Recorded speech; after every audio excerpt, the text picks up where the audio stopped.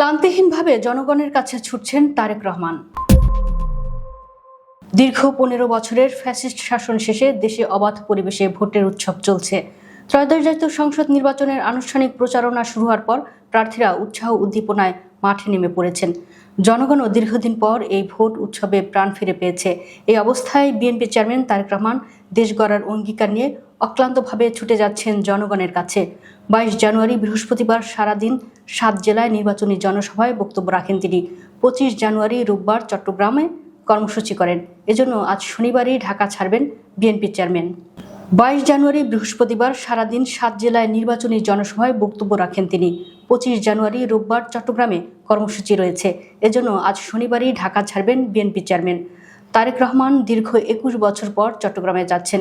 রোববার চট্টগ্রামের ঐতিহাসিক পলো গ্রাউন্ড মাঠে অনুষ্ঠিতব্য বিএনপির নির্বাচনী সমাবেশে প্রধান অতিথি হিসেবে উপস্থিত থাকার কথা রয়েছে তার। দলীয় সূত্র জানিয়েছে, কর্মসূচিতে যোগ দিতে তিনি একদিন আগেই শনিবার রাতে চট্টগ্রামে পৌঁছাবেন। প্রিয় নেতার আগমন ঘিরে নেতাকর্মীদের মধ্যে প্রাণচাঞ্চল্য সৃষ্টি হয়েছে। সাধারণ জনগণও অপেক্ষায় রয়েছে তারেক রহমানের। বিএনপি চেয়ারম্যান শনিবার রাতে চট্টগ্রামে যাবেন। পরদিন রোববার 7টি রাজনৈতিক কর্মসূচিতে অংশ নেবেন। রোববার সকাল 9:30টায় চট্টগ্রামের হোটেল রেডিসনে তরুণদের সঙ্গে পলিসি ডায়ালগ মতবিনিময় সভা করবেন। বেলা 11টায় পলো গ্রাউন্ড ময়দানে সমাবেশ অনুষ্ঠিত হবে। এরপর ফেনীর পাইলট কলেজ ময়দান, কুমিল্লার 14 গ্রামে, কুমিল্লার সুয়াগাজী, কুমিল্লার দাউদকান্দি, নারায়ণগঞ্জের কাঁচপুর বালুর মাঠ সমাবেশ করবেন। এর আগে সিলেট থেকে নির্বাচনী প্রচারণা শুরু করেন তারেক রহমান। 22 জানুয়ারি টানা 16 ঘণ্টায় 7টি সমাবেশ শেষ করে গভীর রাতে ঢাকায় ফেরেন তিনি। ওই দিন দুপুর 12:30টায় সিলেটের আলিয়া মাদ্রাসা মাঠে প্রথম নির্বাচনী সমাবেশ করেন। এরপর তিনি পর্যায়ক্রমে মৌলভীবাজারের শেরপুরের আইনপুর খেলার মাঠে, হবিগঞ্জের শায়েস্তাগঞ্জ উপজেলা মাঠে, ব্রাহ্মণবাড়িয়ার সরাইল উপজেলার কুট্টাপাড়া খেলার মাঠে, কিশোরগঞ্জ জেলার ভৈরব স্টেডিয়ামে, নরসিংদীর পৌর এলাকা ও নারায়ণগঞ্জের 2500 উপজেলার রূপগঞ্জের গাউসিয়ায় নির্বাচনী সমাবেশে বক্তব্য রাখেন।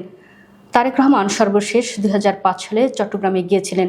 সে সময় চট্টগ্রাম সিটি কর্পোরেশন নির্বাচনের প্রচারণার অংশ নিয়ে তিনি নগরের লালদিঘি ময়দানে এক জনসভায় বক্তব্য দেন।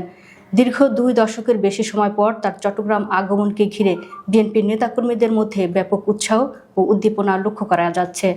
চট্টগ্রাম মেট্রোপলিটন পুলিশ বিএনপি ঘোষিত এই জনসভাকে কেন্দ্র করে বিশেষ নিরাপত্তা ব্যবস্থা গ্রহণ করেছে। জনশৃঙ্খলা, শান্তি ও নিরাপত্তা রক্ষার সাথে 24 ও 25 জানুয়ারি মহানগর এলাকায় অস্ত্র, বিস্ফোরক দ্রব্য ও অননুমোদিত ড্রোন উন্নয়ন নিষিদ্ধ ঘোষণা করা হয়েছে। শুক্রবার এক গণবিজ্ঞপ্তিতে সিএমপি কমিশনার হাসিব আজিজ এ নিষেধাজ্ঞা জারি করেন।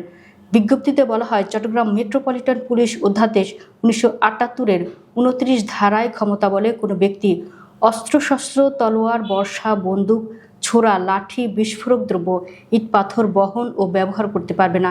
একই সঙ্গে রাষ্ট্রের নিরাপত্তা বিরোধী কোনো বস্তু প্রদর্শন কিংবা প্লাকার্ড বহন ও ব্যবহারও নিষিদ্ধ থাকবে।